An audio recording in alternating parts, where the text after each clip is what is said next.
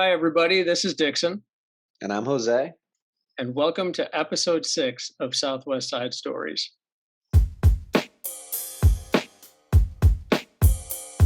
We've got a great episode today. We're talking to Steve Shanabruch, who is a designer based in Chicago, originally from Beverly. And he's got a design project called the Chicago Neighborhoods, where he's created logos for not only all 77 of the official community areas in Chicago, but also a number of other neighborhoods throughout the city. So we're going to talk about that. Um, Jose, what are you interested in hearing about in terms of this project?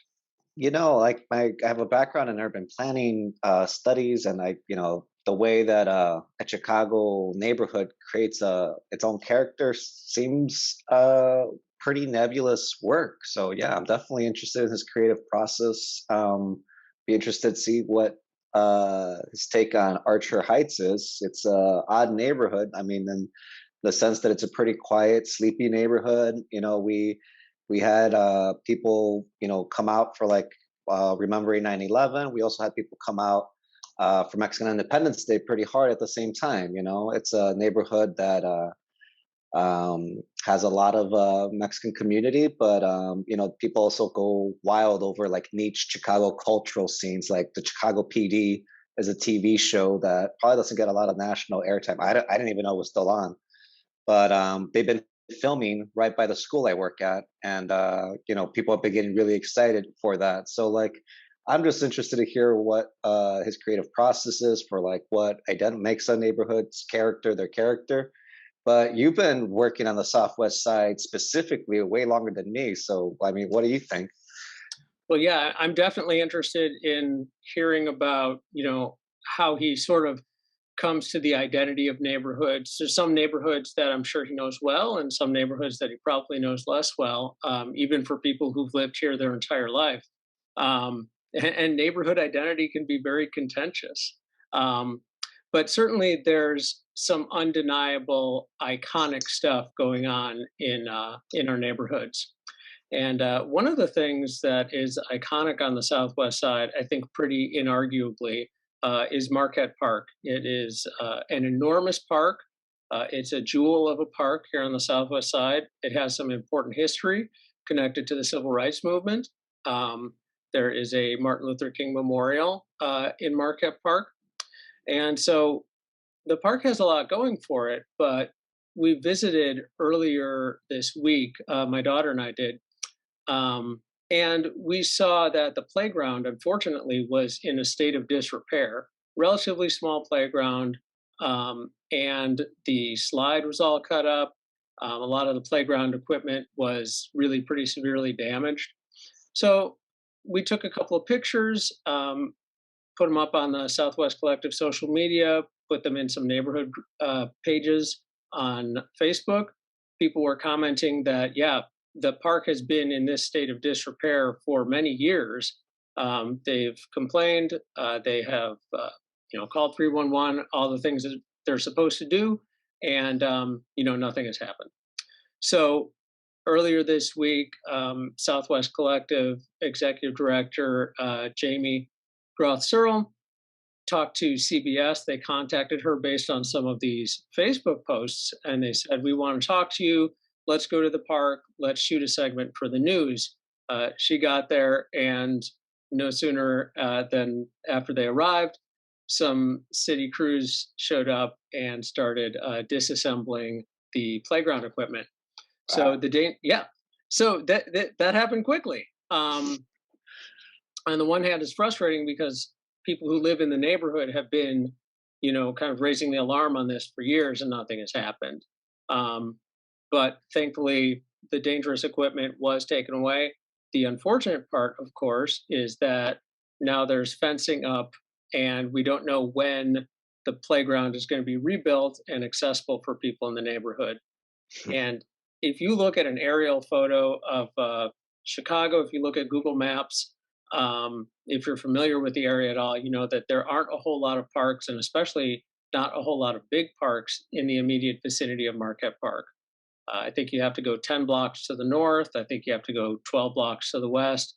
and Yeah. similar distances to the south and the east to hit a park. So it's definitely going to be a desert around Marquette Park, and we hope that it gets rebuilt as soon as possible. And we'll definitely be keeping an eye on it. Yeah, I'm definitely looking forward to hearing more about those developments. Thanks for bringing that to everyone's attention. Yeah. But in the meantime, I'm looking forward to this conversation because we're going to be talking about iconic stuff in Marquette Park. We're going to be talking about iconic stuff on the Southwest side, and how we define our neighborhoods, because these are very important to all of us as Chicagoans. So I'm excited to get into it.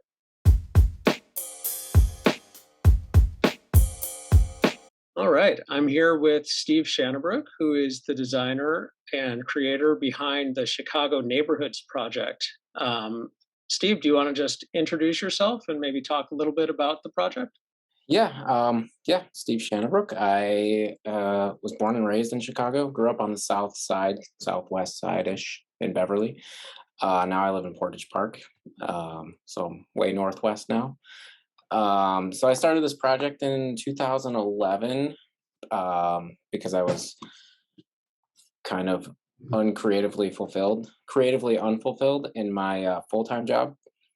So I just kind of thought might as well do some logos for neighborhoods, and just kind of expanded from there, and it kind of exploded and took over my life.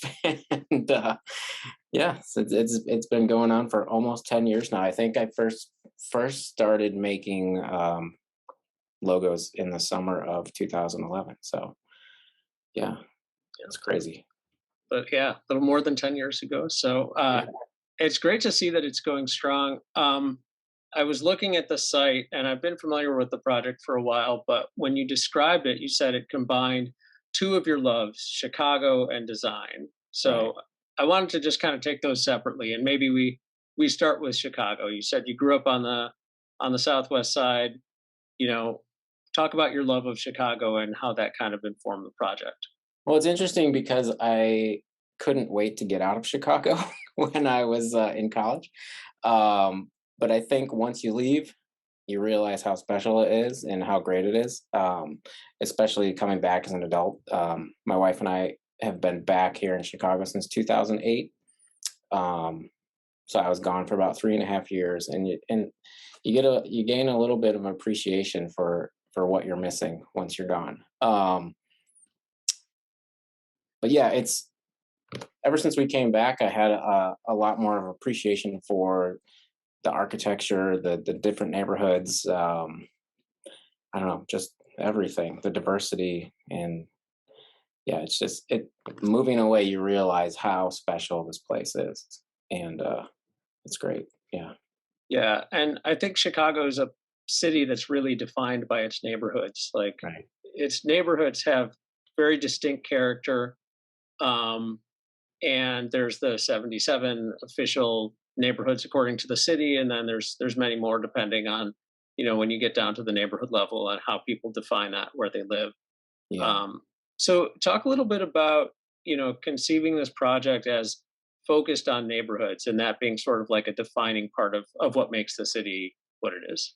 Yeah, so I started the project. I wanted a project where, because I have been a full time designer as well since 2007. No, 2007. So I kind of wanted a way to expand my creative abilities outside of work.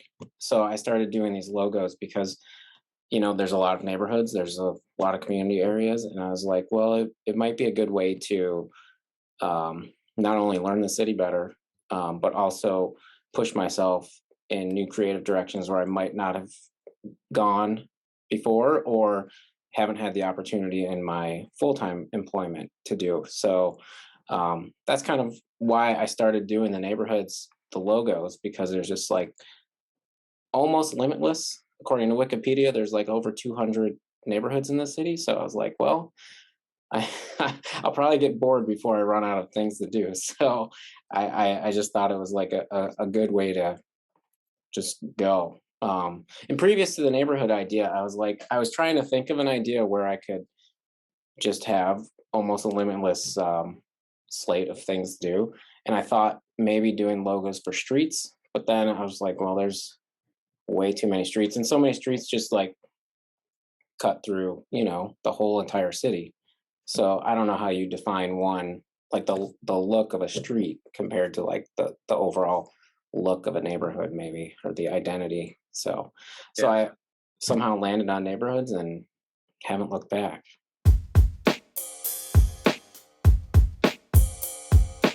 I think this is something that a lot of people who live in Chicago are familiar with, but you're very familiar with your own neighborhood Right. and the neighborhoods that you frequent. Um, so I wonder if you could talk a little bit about, doing logos for the neighborhoods that you knew really well, and then doing logos for the neighborhoods that you maybe didn't know quite as well, finding out about them, etc. Right. So like I said, I grew up in Beverly. That was an easy one to do. Everyone in Beverly and probably on the Southwest side knows of the castle. So it was just castle focused. And then like the typography for it was kind of inspired by the old neon signs that you'd see up and down Western. But yeah, so then like neighborhoods that I wasn't as familiar with. Well, as the project got a little more popular or more of a following on social media, a lot of people would write and say, "Hey, can you do this neighborhood?" And I'd be like, "Yeah, that's great. Can you tell me a little bit about the neighborhood, like your experience there, or what's iconic about it?" And so there would be a lot of back and forth like that, but for the most part, it was a lot of online research, a lot of just like looking at pictures and things like that, just to get a feel of the neighborhood. And then yeah, I probably like 4 or 5 different sources that I would typically go to for my information. And then also, visiting, driving around. Like a lot of times I wouldn't know of a neighborhood, and then just on a weekend, my wife and I would be driving out and about and pass through and be like, "Oh, okay, this is so and so," and then inspiration would strike, and then that week I would just do a logo for that random neighborhood that I'd probably never been to. So Yeah. yeah, And one of the things I think is kind of cool about this project is it sort of represents the city as the entire city, and it right, sees these neighborhoods as being kind of interconnected and part of a whole, which is not usually the way that we conceive of our neighborhoods. Like, right. we know our own neighborhoods very well, but it can be kind of insular too. So I wonder if you could talk a little bit about that. Doing a project that was encompassing of the entire city and having neighborhoods that usually don't kind of talk to each other. Right. Yeah, that's a big issue when it comes to like design in Chicago, or anything in Chicago. People just relate Chicago to downtown and or the hip neighborhoods, like I wouldn't say Lincoln Park and Lakeview are hip or anything, but they're the known neighborhoods that if people move from out of state, they're moving to Lincoln Park usually, which is strange. But I wanted a way to like I always thought it'd be nice to like focus on areas that most people aren't familiar with, Like if you live in North Center, are you gonna go down to Archer, Archer Heights or whatever, or and so I thought like exposing the neighborhoods in this way, people might get curious and maybe want to venture out of their comfort zone. Um, and hopefully it happened. I really don't know if it did, but at least the options out there for people to learn a little bit, even if they don't visit, at least learn a little bit more about the neighborhoods throughout the whole city. Yeah. Yeah. So I want to talk a little bit too about design, because you've mentioned, kind of how you choose the imagery and how you choose the typography for these. But just to back up a little bit, why don't you talk a little bit about, your interest in design, how that first started, and how you got going as a designer. Yeah, I didn't go to school for it. I went to school on the Southwest side at St. Xavier University.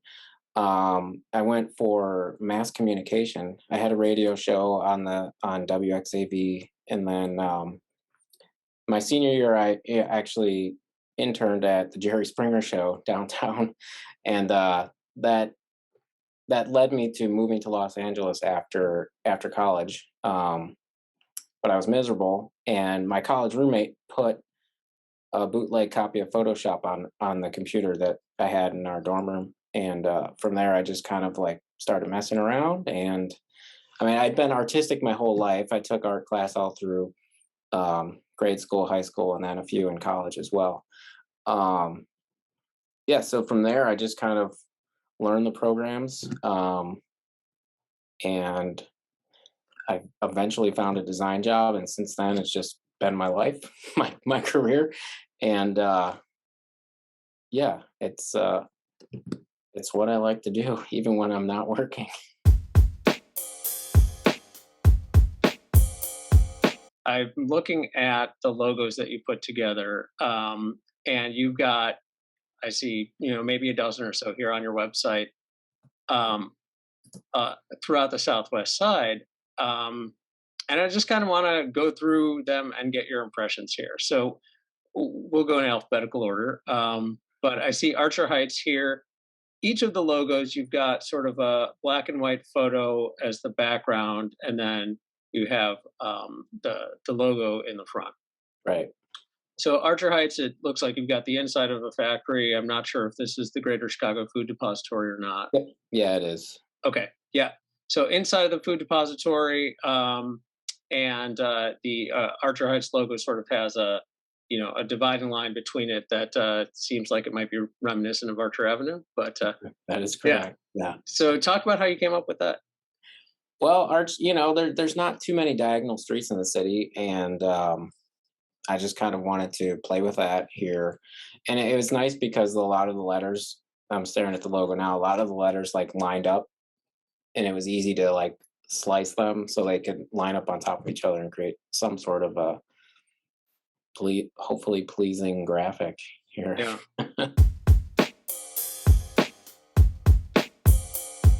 The next one should be pretty easy because the next one is Beverly. Yeah.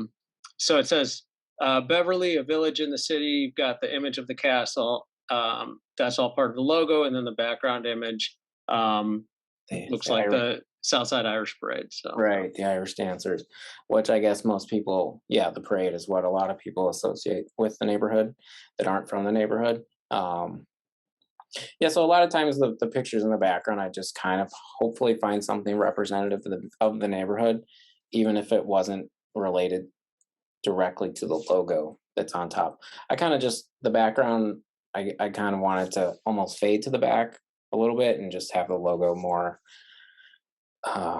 in your face. And also another reason I did this way is because I didn't want people to directly rip off the work, make it a little harder for somebody to just blatantly steal my work. And right. So having it on a background made it a little harder. I mean, I can't say it stopped people, but try. Made it a little more challenging. Yeah.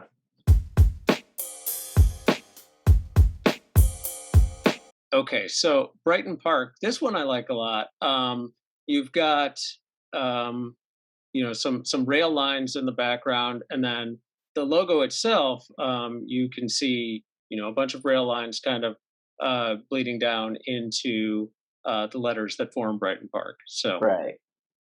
Yep. Yeah. So there, is the rail yard there. And I remember I was thinking I would do Brighton Park the logo would be the side of a freight car, but then it just wasn't working. A lot of times for these logos, I'd have 2 or 3 ideas going, and then scrap them because I just would come up with something else. And I really like how this one turned out. It's just kind of, if you know kind of deal. I think like if you saw it and you didn't know that there were trains there, you'd be like, well, what's this all about? But yeah, I like how this one turned out. Yeah. And it's such a big part of the Southwest side in general. I mean, there's freight tracks going all throughout the Southwest side. Right. Which obviously anybody who lives here is familiar with that. There's a lot of streets that don't go through. There's a lot of times you're stuck for a half hour. Yeah. Yes. At least in the Beverly area. I know like a little further north, there's a lot of viaducts where you can go under, but man, I can't imagine how much time I spent stuck at a train crossing. Yep. Yep. And not to be the old man here, but we used to have to do that without phones. Like Yeah, seriously.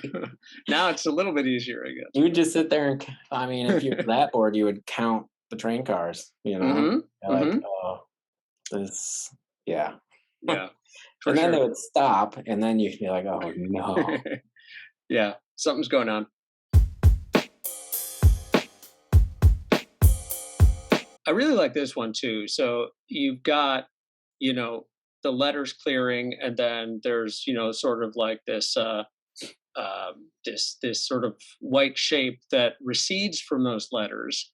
But you can see that it's, in the shape of an airplane wing, and then you can see the images of airplanes at Midway Airport behind it. Yep. Um, so I like this. I mean, I feel like it's subtle, but you definitely see. Oh, yes, okay, Midway Airplane, got it. Yeah. So you see a wing, well, I mean, I guess the tail is a wing too, right? So that Right. my intention was it to be the actual tail on the back of the plane. But, a wing works too. So Gage Park. Yeah. Um, Oh, go on, sorry. Yeah, I was just going to describe real quick for people who can't see it, but you've got a fountain here in the background in Gage Park itself, and then the Gage Park spelled out, and then what looks like some tiles behind it. So, Right. Well, I guess the squares in the background, the diamond shapes, they come from above the entrance of the field house at Gage Park, mm-hmm. the brickwork there. So a lot of times when neighborhoods wouldn't have a whole lot of, I guess, like iconic buildings or iconic things people would associate with them, I would almost always default to architecture, um, because old architecture is detailed and interesting, a Mm-hmm. lot more interesting than newer architecture to me. So a lot of times, yeah, I would default to finding a cool pattern in the brickwork or on field houses are a good example because they're super old and most of them are really cool looking. So yeah, so that's what was happening here. Yeah, and it's interesting too because sometimes you have neighborhoods that are named after parks. Right. And so there's the neighborhood itself, but then there's also the park, which has its own identity.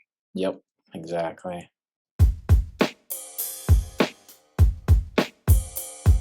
So next up, we've got Garfield Ridge. And I see here in the background, you've got kind of a classic raised ranch, very indicative of the housing in the neighborhood, heavily residential. And then, Garfield Ridge, you see, an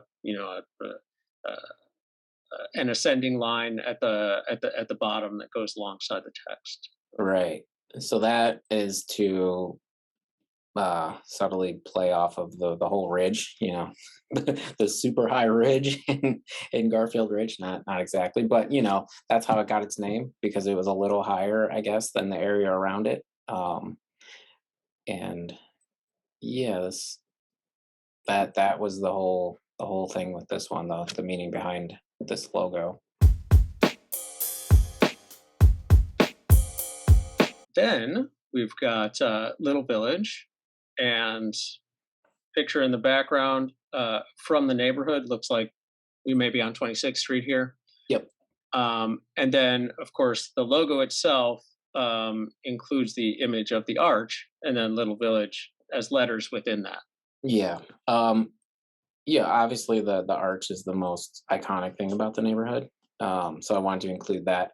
And then the letters inside are more hand lettered. I guess to take inspiration from like a lot of restaurants and the carts that have a lot of hand painted things, hand painted signs. Um, so it gives it a more yeah homemade feel maybe. Yeah. And on this one, a lot of people wrote and said you should do a version in Spanish where it's just La Velita, Hmm. which I never ended up doing that, but eventually when I get to a little village poster, I will have it written both ways. Yeah. Just yeah, because I know, that's probably maybe the more common name, at least the people that live there, right? So um, got to be representative of that. All right. So next we've got Marquette Park, and again another neighborhood that it also shares the same with the park. Marquette Park is huge, And and it has a golf course. So the logo itself, has some golf imagery, sort of an outline of the course, and then there's a lagoon from Marquette Park itself as the background. can you guess where the shape of the inspiration of this actual logo came from? Maybe it's in the words underneath, but Hmm. yeah, No, I don't see. it's an Oreo. Oh, okay. Yeah. So like the bumpy edges around the Oreo, and then Marquette Park is kind of how it's written is kind of inspired by the text on an Oreo cookie, and then those two triangles that are pointing up and down, those are on the Oreo cookie too. Yeah. Just eh, had to throw that in there. I love Oreos. Yeah. And Okay. they're made there, right? So, well, it says, yeah, the Nabisco factory is just south of the park. So I don't know if they still make Oreos there, but they used to. Yeah. I'm not totally sure. I do know that there's a strike going on now, so um, want to do some solidarity with those folks who are on strike. But yeah, I like the reference there, and that is subtle, and I did not get that. So Yeah, sometimes I had to throw some super subtle things in, yeah, but it makes it's like it's sometimes it's a nice like once it's like, oh, that's cool. and then we've got Scottsdale coming up next, and this one I really like. So there's sort of an insignia in the background, kind of reminiscent of pilot wings, looks like. Um, and but the reason I really like this one is the image in the background is sort of these bungalows, raised ranches, single family homes, but it's taken during the winter and there's snow on the ground and the sidewalks and the driveways are shoveled, and so it's just this nice little neat line of sidewalk and then snow, and I don't know, visually, like that appeals to me when I see it in person. So it's just kind of neat to see visually here as well. I know, what appeals to me is when people shovel their sidewalks. Right. I thought Ma- that's where you were going with this, but yeah, as like a homeowner, I'm like, well, I'm the guy that's out there shoveling as soon as I can, but some of my neighbors aren't. But yeah, so the inspiration for this, it goes back to like the question you asked a while ago, like how do you choose like something recent, something from the past? This is from the way past. There was a airport there before Midway. I guess it was called Ashburn Flying Field. Mm, Um, so I just kind of took inspiration from, yeah, like you said, old pilot's wings for this one, yeah, and that's where I went with that. nice. Yeah, it's interesting to be able to dig up some of that history too, because um, yeah, the those sorts of things can be forgotten.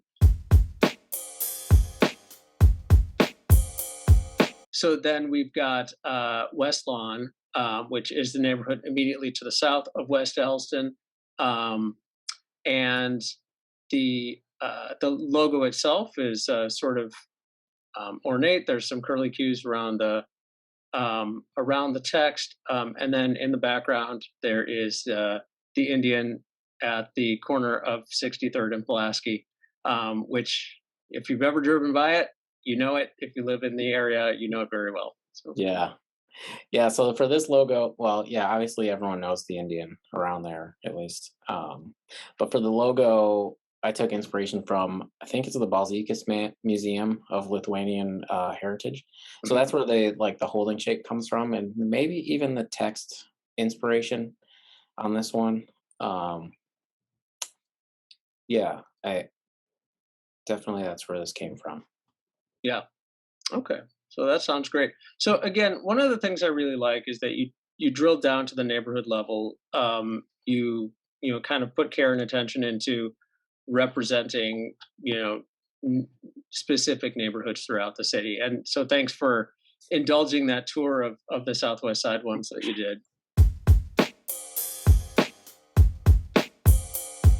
So, before we conclude, I wanted to mention what you're working on currently, and you've got a whole bunch of WPA inspired neighborhood tourism prints. Right. So, I wonder if you could talk a little bit about that. Yeah, so I got burnt out on logos after like 110, 115 of them. And I was just like, man, I got to do something else.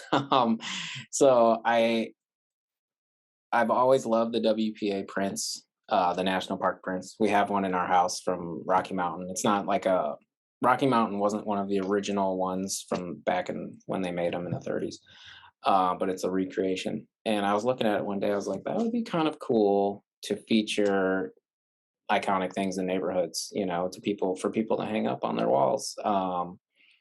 So I just kind of started doing that, and haven't looked back since then. I the first one I did was Logan Square because I just thought, if this isn't something that's going to be sustainable, I might as well start with something that's a little easier. So I did the Centennial Monument there. But yeah, I can't remember. I think that was 2013 when I released that first one, and just a few weeks ago I released like my 47th, 48th print of Chinatown. So I'm still going with them. They're still fun. They're more fun than logos because it's something that like a lot of times when I would start a logo, I'd want to finish it right away. But with these prints, I can just work on it, put it down, work on it a few weeks later. It's kind of at my own pace. Um, and it's enjoyable. And it's opened up a whole new world of like design to me. I love the illustration aspect of it.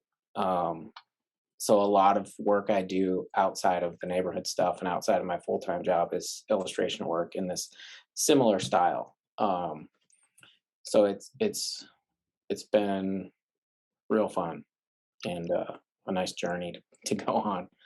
Yeah, and I love that it kind of it elevates a lot of these kind of iconic local things in a style that I think a lot of people are reminiscent of, Right, are familiar with the WPA stuff, but that is, you know, they were tourism posters for nationally recognizable things, right.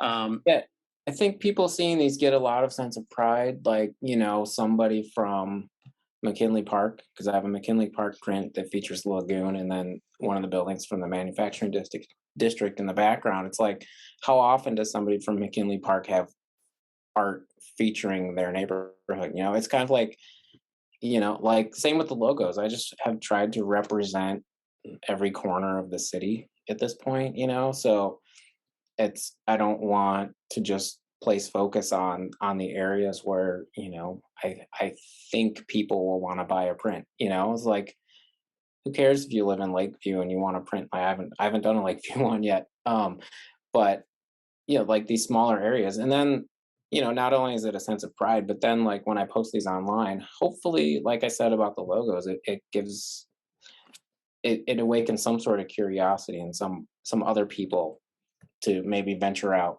and go visit like McKinley Park or Humboldt Park or Edgewater or wherever, some other corner of the city where they're not familiar with. yeah, I think if somebody wants, to purchase some merch that has Lakeview on it, there are ample opportunities for them Right. to do that. Yeah. So yeah, I definitely appreciate you representing other areas of the city. And I just wanted to call attention to this one that I thought was really cool. It's the bungalow belt Oh yeah, print that you have, and that's not confined to a particular neighborhood or even a particular side of the city. right. Um, but you see these sort of iconic Chicago bungalows at night, and there's lights in the windows, and there's kind of well manicured lawns, and you see an insert at the top of the bungalow belt going from the far north side of the city and then curling around to the west, and then to the south side. Um, so I thought that was really cool, and yeah, these are they're full color. And a lot of them look very nice, and certainly a bunch of Southwest side ones as well, which is nice. Yeah, thanks. Yeah, the bungalow one. I mean, knowing I didn't know it then when I made it, but now I own a bungalow, so mine looks similar to one of the. I mean, it's not an octagon one like the one in the print. It's one of the low budget ones, but you know, now I have a bungalow, and my dad actually started for the city the bungalow association, the historic Chicago Bungalow Association. He was the first executive director back when it started, and has since moved on from that. But you know, it was growing up. It was a lot of bungalow talk in our house, even though we didn't live in one. Yeah, yeah, definitely familiar to a lot of Chicagoans. So, Yeah, all right. Well, thank you again for taking the time to talk to us. I think this was a great conversation, and happy to share it.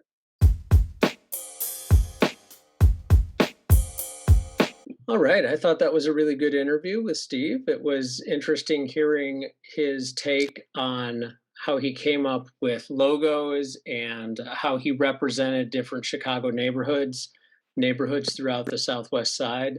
What did you take from the interview, Jose? It's just it's cool. This process, and shout out to the Nabisco workers that were on strike. And did logos for them. Strike has since resolved, which is cool. And like in the Southwest side, that's it. There's like the workforce. That's the workforce of the Nabisco factories that are nearby. And it was cool because we were a Southwest collective, and the Southwest side has its own vibe than the rest of Chicago, and yet within it, you have neighborhoods that are distinct as well, like Archer Heights, Brighton Park. They're not, Garfield Ridge. They have They're very different neighborhoods. Yet when you're within them, they have a lot of the same things. So it's like, how do you develop, like the communities definitely have personality in Chicago, and how do you identify it and personify it, even artistically?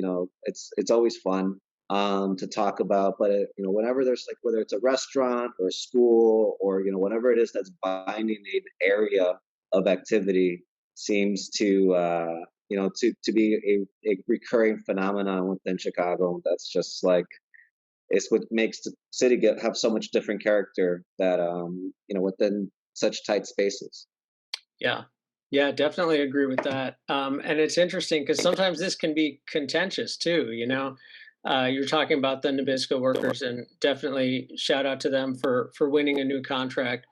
But we're talking about Marquette Park, and Steve put together a logo for Marquette Park. Now, a lot of people would call that Chicago Lawn, and even in Archer Heights, where we live, there's sort of there's Sleepy Hollow, which is on the west edge of Archer Heights, which is between Cicero and Knox. Then, according to the city, Garfield Ridge, where we're working to do the vaccine work right now, goes all the way to Knox. But Garfield Ridge west of Central and Garfield Ridge east of Central, can be pretty different from one another. There are people who consider Sleepy Hollow to be its own community, who consider Hearst to be its own community, and there's all these different neighborhoods within the official community areas of the city of Chicago. So that was one of the interesting things that I pulled from the interview. The 77 official neighborhoods according to the city, but then 200 some odd, who can even keep count, because again, that's constantly changing, neighborhoods within neighborhoods. So I thought that was pretty interesting to kind of try to wrap our heads around. Yeah, and, it builds up. It's the phenomenon of giving it that character and living it and personified, and community building or just like in Chicago storytelling is has always been like a interesting Chicago challenge to take on.